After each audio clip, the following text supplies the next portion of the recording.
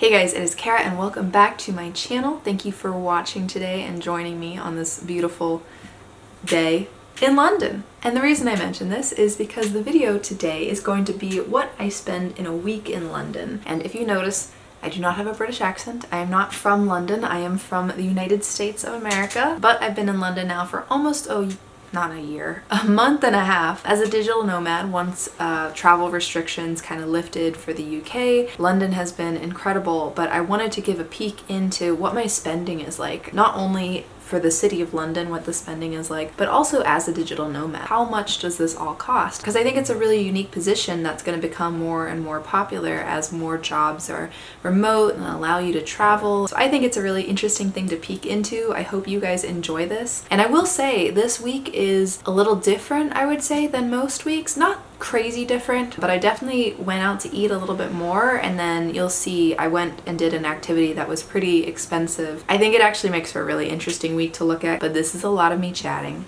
a lot of me blah blah blahing. So without further ado, let's dive into it. So I want to start with the fixed costs that I have. So these are things like my lodging, my insurance, my phone bills, all these things that I have to spend money on every month, and they're definitely part of the spending money. It's important to think about all the types of expenses that go into living, not just, food and entertainment and public transport, things like that. So with all that said, I have a little list here, so I'll be looking at the laptop a bit, of what these fixed costs are and how much I spend on them per week. The very first thing, probably the biggest expense that I have, is my lodging. I'm staying in an Airbnb. This is my Airbnb room, and it is $1,450 per month, which equals $362 every week, which is not like super cheap, but at the same time, it's about the same amount I was spending when I was in California. So I don't feel too uncomfortable spending this kind of money because I've spent this type of money before. The next thing on my fixed expenses list is my phone bill. Typically, my phone bill is only $20 a month, but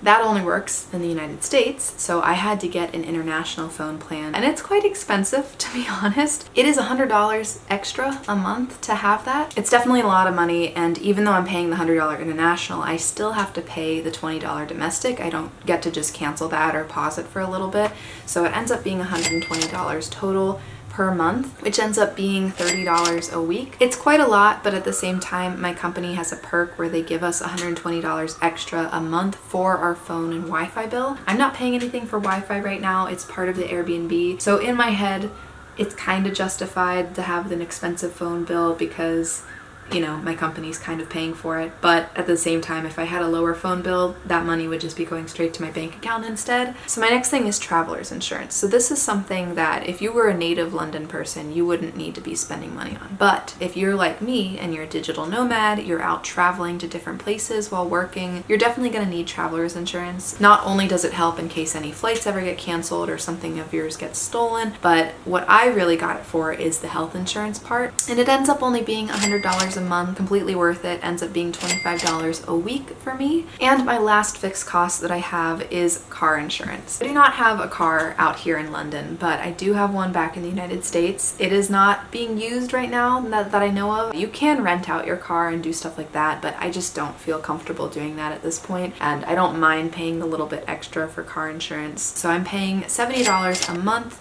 for my car insurance, which ends up being about $17.50 a week. I'd love to not pay it, but I still need car insurance. In total, all those fixed costs end up being $434.50. But now comes the juicier, more interesting part, in my opinion, which is the day-to-day spending. I started recording all this on a Wednesday, and so my Wednesday, I did a big grocery shop at Sainsbury, which is a local supermarket here, and I ended up spending $42.30 on that. I felt pretty good about that amount, to be honest. I hadn't done a grocery shop for weeks at this point, like a big one. So it was a huge restock for me. It's been almost 2 weeks since that grocery shop, and I still have so much of the food that I bought that day, and I'm still using it. So I think it was money well spent. That is all that I spent that day, was that $42.30. On to Thursday. Thursday, I ended up cooking more. I cooked a lot of the stuff that I bought in the grocery store trip from the day before. That night, my boyfriend and I went out to dinner at a Vietnamese restaurant. I wanted to take him out as my treat, so I paid for it all. We both got a main dish, and then we also got an appetizer. It was my first time trying pho, which was surprising. I don't know how I've gone my whole life without pho, but it was delicious.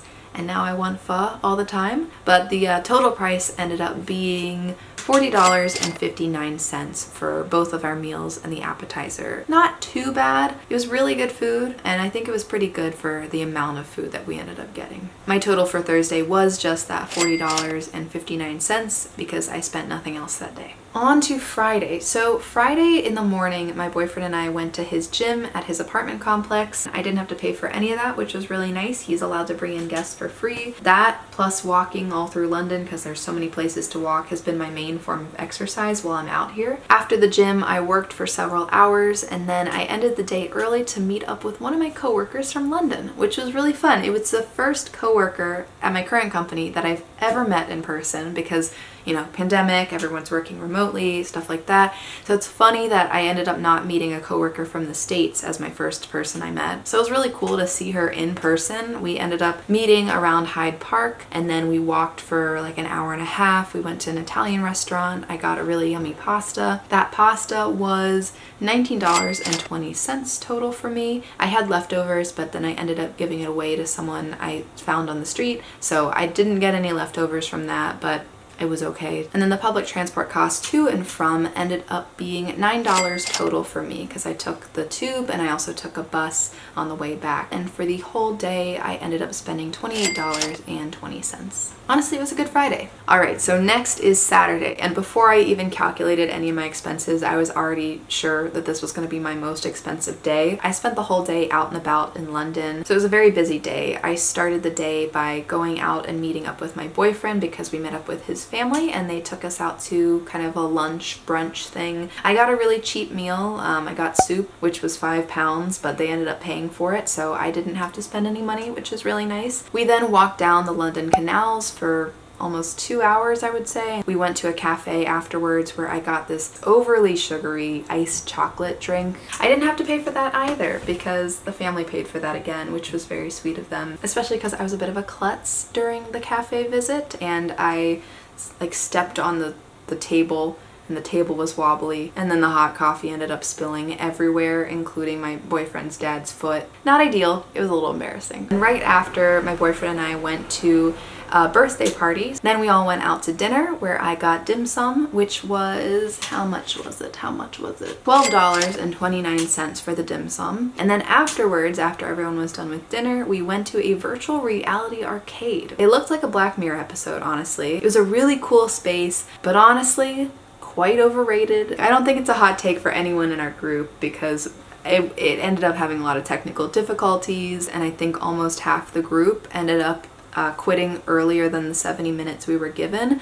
because they felt really nauseated and sick and stuff, so they had to tap out, which sucks because you're still paying for the whole 70 minutes. Luckily, I was able to stay the whole time. I didn't feel too nauseous. It was fun, but I don't think I would do it again, and it ended up costing $82.11 for that 70 minutes in the VR chamber, many of which had some technical difficulties. They gave us free drinks as a sorry for some of the technical difficulties. I got a Diet Coke out of it, so there's that.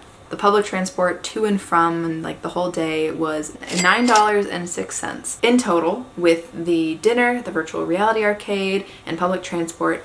All of Saturday ended up costing $103.46. Next is Sunday. Sunday, honestly, I was really wiped of my energy because Saturday had been such a busy day. So I vegged out quite a lot. I just had to restock on a few little things, so I went to the nearby Tesco. It ended up being $7.05 total. And then later that day, my boyfriend and I hung out and we had the reduced section stuff. So when the stuff is, I think, maybe close to expiring, they put it really cheap, and we ended up getting like a full meal for two plus a side for like £3 total or something. And then we also got some chocolate lava cakes, a whole thing of ice cream. That ended up being £8. I did not have to pay for that, and my total for the day ended up being that $7.05 that I spent for my little toothpaste and biscuits. Now for Monday. Monday was a pretty busy work day, so I really didn't go out anywhere. I didn't spend any money. It was just a working day. No spending was going on, so the total for Monday was $0.00. And last but not least, Tuesday, because I started this week on a Wednesday. Tuesday was the last day of my week for spending, and Tuesday was a really fun day, and I'm really glad that this ended up being like the last day of the week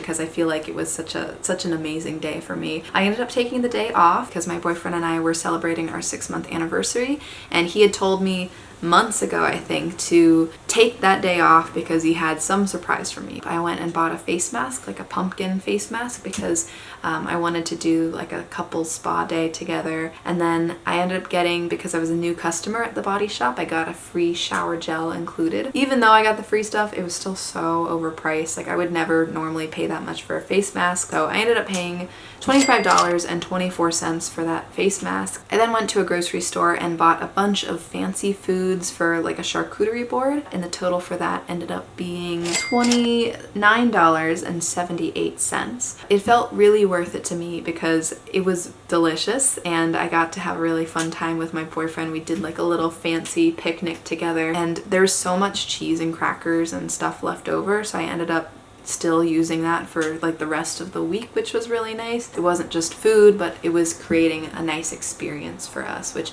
I think that's my favorite thing to spend money on, is not just the items itself, but the ways that it can make an experience that creates a really nice memory. We ended up actually running out of time for the couple spa thing, so we had to postpone that to another day because the surprise was awaiting. We went to a sushi restaurant, which was very yummy. My boyfriend paid for it all. I didn't see the actual amount because he paid when I was in the bathroom, but my guess is it was around 30 pounds. And then afterwards, so after the delicious sushi, we were walking around a bit, walking, and then he's like, oh, we're here. Here's the surprise. And I saw the Victoria Palace, which initially I thought that meant we were doing a palace tour. And that was a little confusing because I didn't know why we were doing a palace tour. But then I realized in front of the palace is a sign for Hamilton. So the surprise was that we had 2 tickets to Hamilton. The show was amazing. I'd seen it on Disney Plus before, but never in person. I felt so happy and lucky, and it was a really, really amazing time. Just paid for public transport to and from there, which ended up being $6.77. So my total for Tuesday all ended up being a total of $61.79. So that was my total in spending for a week in London, and now I want to calculate it all together, see what the total number is. I'm going to include those fixed costs like rent and insurance and things like that, but also the day-to-day spending that I just went over. And when I add that all up, my total was $717.89, which is a lot, but also not too crazy, honestly. This week I think was a little more spending than normal. The money is worth it to me. I'm trying to get kind of into a mindset of being willing to spend money for really good experiences. I don't want to be materialistic where I'm just, buying clothes all the time. I do think it's worth investing some money sometimes in things that'll create lasting memories and make you feel really happy. I feel good about this week. I hope you guys found it interesting. If you guys enjoyed this, please give it a thumbs up and feel free to subscribe for weekly videos. Let me know what you want to see next. If you have any video topic ideas, things you want me to cover, anything like that, let me know in the comments below. Also, if you want to support this channel in a new way, you can buy me a coffee. I have a link for donations below. You're welcome to do that. Also, thank you so much to whoever donated $5 last week. You are my first donation ever, and I saw the email and it made me so excited, so thank you so much. I really appreciate it. Please don't feel like you have to do that. That's just something I added if you're interested. If you can subscribe and like and share and all that, that is also amazing, and I hope you enjoyed this video. Thank you guys again for watching, and have a wonderful week. All right, bye guys.